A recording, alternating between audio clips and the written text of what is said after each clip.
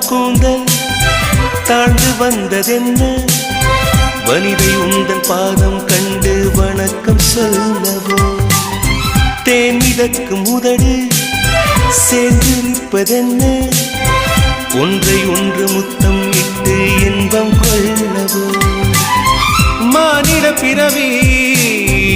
என்னடி மதிப்பு உன் கால் விரல் நகமாய் இருப்பது சிறப்பு 100 கோடி பெண்கள் உண்டு உன் போல் யாரும் இல்லையே ஆனால் கண்ணி உந்த கண்கள் மட்டும் காணவில்லை